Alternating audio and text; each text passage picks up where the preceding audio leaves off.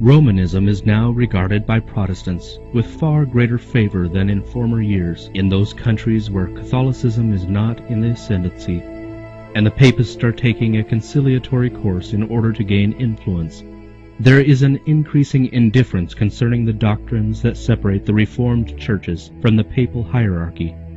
The opinion is gaining ground that, after all, we do not differ so widely upon vital points as has been supposed, and that a little concession on our part will bring us into better understanding with Rome. The time was when Protestants placed a high value upon the liberty of conscience which had been so dearly purchased. They taught their children to abhor popery, and held that to seek harmony with Rome would be disloyalty to God.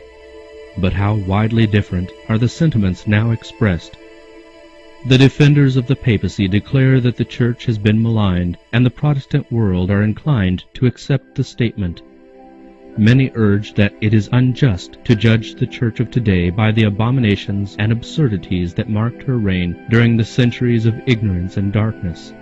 They excuse her horrible cruelty as the result of the barbarism of the times, and plead that the influence of modern civilization has changed her sentiments. Have these persons forgotten the claim of infallibility put forth for 800 years by this haughty power?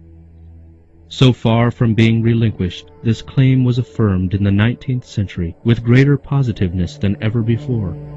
As Rome asserts that the Church never erred, nor will it, according to the Scriptures, ever err. John L. von Moschheim, Institutes of Ecclesiastical History, Book 3, Century 11, Part 2, Chapter 2, Section 9, Note 17. How can she renounce the principles which governed her course in past ages? The Papal Church will never relinquish her claim to infallibility. All that she has done in her persecution of those who reject her dogmas she holds to be right, and would she not repeat the same acts should the opportunity be presented? Let the restraints now imposed by secular governments be removed, and Rome be reinstated in her former power, and there would speedily be a revival of her tyranny and persecution. A well-known writer speaks thus of the attitude of the papal hierarchy as regards freedom of conscience, and of the perils which especially threaten the United States from the success of her policy. There are many who are disposed to attribute any fear of Roman Catholicism in the United States to bigotry or childishness.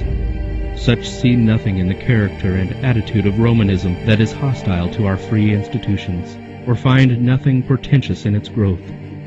Let us then first compare some of the fundamental principles of our government with those of the Catholic Church. The Constitution of the United States guarantees liberty of conscience. Nothing is dearer or more fundamental. Pope Pius IX, in his encyclical letter of August 15, 1854, said, "The absurd and erroneous doctrines or ravings in defense of liberty of conscience are a most pestilential error, a pest of all others most to be dreaded in a state." The same Pope, in his encyclical letter of December 8, 1864, anathematized those who assert the liberty of conscience and of religious worship, also all such as maintain that the Church may not employ force. The pacific tone of Rome in the United States does not imply a change of heart. She is tolerant where she is helpless. Says Bishop O'Connor, religious liberty is merely endured until the opposite can be carried into effect without peril to the Catholic world. The Archbishop of St. Louis once said, "Heresy and unbelief are crimes, and in Christian countries, as in Italy and Spain, for instance, where all the people are Catholics, and where the Catholic religion is an essential part of the law of the land, they are punished as other crimes." Every cardinal, archbishop, and bishop in the Catholic Church takes an oath of allegiance to the Pope, in which occur the following words: "Heretics, schismatics, and rebels to our said Lord the Pope, or his aforesaid successors, I will to my utmost persecute and oppose." Josiah Strong, Our Country, Chapter 5, paragraphs 2 to 4. It is true that there are real Christians in the Roman Catholic communion. Thousands in that church are serving God according to the best light they have. They are not allowed access to His Word, and therefore they do not discern the truth. They have never seen the contrast between a living heart service and a round of mere forms and ceremonies. God looks with pitying tenderness upon these souls, educated as they are in a faith that is delusive and unsatisfying. He will cause rays of light to penetrate the dense darkness that surrounds them. He will reveal to them the truth as it is in Jesus, and many will yet take their position with his people. But Romanism as a system is no more in harmony with the gospel of Christ now than at any former period in her history. The Protestant churches are in great darkness, or they would discern the signs of the times. The Roman Church is far-reaching in her plans and modes of operation. She is employing every device to extend her influence and increase her power in preparation for a fierce and determined conflict to regain control of the world, to re-establish persecution, and to undo all that Protestantism has done. Catholicism is gaining ground upon every side. See the increasing number of her churches and chapels in Protestant countries. Look at the popularity of her colleges and seminaries in America, so widely patronized by Protestants. Look at the growth of ritualism in England and the frequent defections to the ranks of the Catholics. These things should awaken the anxiety of all who prize the pure principles of the gospel. Protestants have tampered with and patronized popery. They have made compromises and concessions which papists themselves are surprised to see and fail to understand. Men are closing their eyes to the real character of Romanism and the dangers to be apprehended from her supremacy. The people need to be aroused to resist the advances of this most dangerous foe to civil and religious liberty.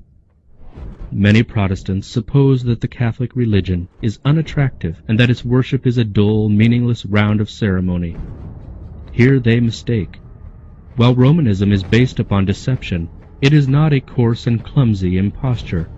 The religious service of the Roman Church is a most impressive ceremonial. Its gorgeous display and solemn rites fascinate the senses of the people and silence the voice of reason and conscience. The eye is charmed. Magnificent churches, imposing processions, golden altars, jeweled shrines, choice paintings, and exquisite sculpture appeal to the love of beauty. The ear is also captivated. The music is unsurpassed.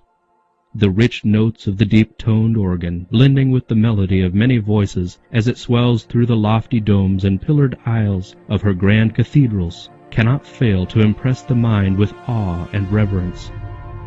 This outward splendor, pomp, and ceremony that only mocks the longings of the sin-sick soul is an evidence of inward corruption.